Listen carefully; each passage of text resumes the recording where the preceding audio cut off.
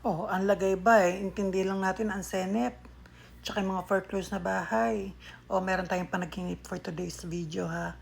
May nag-inquire sa akin 2 days ago, si ma'am. Tinatanong niya sa akin yung panaginip meaning kasi ang panaginip daw niya ay ginagupitan daw niya yung buhok niya. So ano daw bang ibig sabihin nun, no? So tinanong ko agad siya kung sobra ba siya mag-isip. Kasi yung panaginip niya kako ay tungkol sa health, pero more on depression. Then ang sabi niya ay na-diagnose daw siya na meron daw siyang depression. Tapos correct din na nung time daw na naginupitan siya ay sobra yung kanyang pag-iisip. Okay? So sa panaginip na buhok, majority talaga yan ay about anxiety at depression. No, so meron ako niyan, kaya lagi rin ako nanaginip ng ganyan. Kaya sigurado ako diyan sa panaginip na ginupit ang buhok. So meron rin akong panaginip dati na yung kaibigan ko naman, nagpagupit siya pero gustong-gusto niya yung buhok niya. Pero still, nagpagupit siya. Then tinanong ko siya, sabi ko sa kanya na kung may health condition ba siya, meron daw siyang depression. Itong friend kong ito, totaling depression talaga siya kasi nung in-interview ko siya, pumapasyal siya sa akin. Ang dahilan pala ng pagpasyal niya ay sinabihan siya ng kapatid niya na pumunta muna sa akin dahil nga para mabawasan yung depression niya na hindi pa niya sa akin sinasabi kung hindi pa ako nanaginip.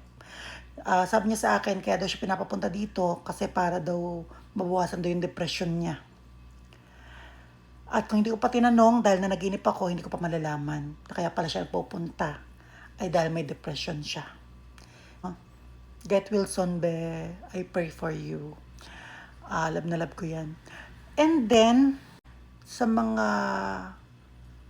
times na nananaginip ako, na ginagupitan ko ang buhok ko, matik, depressed ako kinabukasan, stress ako kinabukasan, may anxiety ako kinabukasan, lalabas na naman yung mga pag-iisip ko sa sakit ko, health anxiety kasi meron ako eh.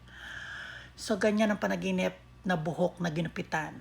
So, para sa mga nanaginip na buhok, mga buhok nyo na ginupitan nyo sa panaginip, tandaan nyo lang na ang life ay binubuo ng mga pagsubok. At sa pagsubok na yan, the more na mabigat yung pagsubok, kapag nalampasan mo, yun yung mas mataas na fulfillment at tagumpay.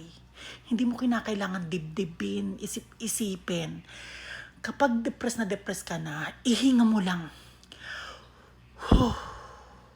Tapos isipin mo na problema yan. Yan ay spice ng life. Kapag wala yung mga yan, walang salitang tagumpay. No? So idaan mo lang yan sa buhay mo. Huwag mong isapuso. Tandaan mo na lahat ng pagsubok ay lumilipas at ang tanging gamot yan ay panahon. Okay?